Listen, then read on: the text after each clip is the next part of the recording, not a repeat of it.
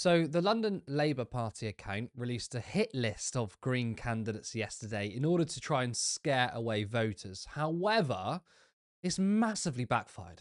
Now, we're going to go through some of the people on the list and see how bad they really are. Laura Louise Fairley. Now, her crime, she said the IDF should be prescribed as terrorists and supported by villains. So she's based. I mean, the IDF are literally committing a genocide. They commit war crimes on an hourly basis. I mean, they should 100% be prescribed. I mean, is Labour saying that a military force that snipes babies in the head or rape Palestinians with knives shouldn't be considered terrorists? I mean, Labour are literally saying, or they're admitting, that they support terrorists. And Bob Villan, I mean, he sang death to the IDF. I'm sorry, but there's nothing wrong with that. I mean, they're an army. There are states. States are not protected characteristics. I mean, would Labour kick off if someone said death to the armed forces of the Russian Federation after their invasion of Ukraine? Carlotta Allum apparently shared a conspiracy theory about the ambulance attack in Golders Green, but it doesn't mention what she actually says. But her candidacy has been withdrawn, yet Labour are still going after her. I mean, they're going after a non-existent candidate. Bernard Manny, he wrote that October 7th was a false flag, that Israel killed their own to justify genocide. Well, they've called this list the people Polanski has welcomed into the party. But again, their own graphic shows that his candidacy has been withdrawn. Now, calling October 7th a false flag is, it's an unproven conspiracy, but it's not anti-Semitic. Plus, we know for a fact that Israel has killed their own. It's called the Hannibal Directive. The graphic also states that despite his candidacy being withdrawn, he was still canvassing for the Greens because he's still a member, right? He's not a candidate, but you don't have to be a candidate to go out door knocking, so that's not a surprise. Now, whilst his social media post isn't explicitly racist or full of hatred, it's not. Again, promoting a conspiracy, it's not a good look for the party. You do have to think about candidates in terms of optics too. And if you've got candidates saying things which is going to bring on attacks where, you didn't need that to happen, then I can see why someone or a group might be like, okay, they want the best candidate, but doesn't mean that they should be kicked out of the party. So I can understand that. That's fair enough. But again, that's two examples of Labour trying to say, think about these people in the local elections, and two of them have already been withdrawn as candidates. Jo Dobar, she questioned British sovereignty over the Falklands. Oh my God, what an asshole. She also chanted death to the IDF. And again, so what, right? It was literally reported that the IDF were using dogs to rape Palestinian prisoners. So what, Labour are attacking the Greens because they're not defending the IDF? She also compared Gaza to the Holocaust. What did she say that's wrong? I mean, they're two genocides.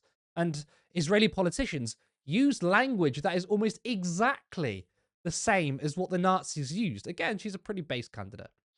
Now, this next example is a big one and shows the level of depravity Labour have sunk to. Carlotta Allum served a prison sentence in the US for smuggling ecstasy. Now, Carlotta is a victim. This is her story. A Green candidate in the May local elections in London has told how she feared spending 10 years in jail in America for smuggling drugs. Carlotta Allum, who hopes to be elected to Lambeth Council in a Green Party political surge in the capital, was caught at Los Angeles airport with 10,000 ecstasy tablets strapped to her waist and legs. She was acting as a mule for a Leeds drug dealer and was due to be paid £5,000 to take ecstasy into America and a further $5,000 to bring cocaine back to London. She testified against the drug dealer in a deal with the US authorities, and he was sentenced to 7 years in prison in Britain. Now aged 54, she runs the Stretch charity based in Brixton, southwest London, helping drug addicts, homeless individuals, prisoners, and ex-inmates, as well as other vulnerable people. So Carlotta was young and was the victim of a drug dealer, and since then, she has been running a charity helping vulnerable people. She's turned her life around and is doing something positive, and Labour have attacked her. That is just utterly repulsive. It's still up, by the way. Now, this next one, Labour had to delete as they may have breached electoral law. Stephanie Golder, her crime, convicted of vandalism at the Chelsea Flower Show. He sprayed orange paint as part of Just Oil. What a monster. Now, Tower Hamlets Greens have involved the police. UK Labour may have committed a serious breach of electoral law by publishing false and defamatory claims about Stephanie Golder, a Tower Hamlets Greens candidate. The police have been contacted. We expect more news shortly. This is the utter desperation from Labour, but it's not going to matter because they're going to get smashed in the election, and I cannot wait. Now, local elections, of course, are obviously about local issues. But when you speak to people on the doorstep, they also bring up national politics, and you can't completely separate that. I'll never vote Labour, even if I had a good local candidate, because I'm not going to endorse a party that supports privatisation, that supports the genocide of Palestinians, and that wants to curtail freedom of speech where you can't even hold up a sign.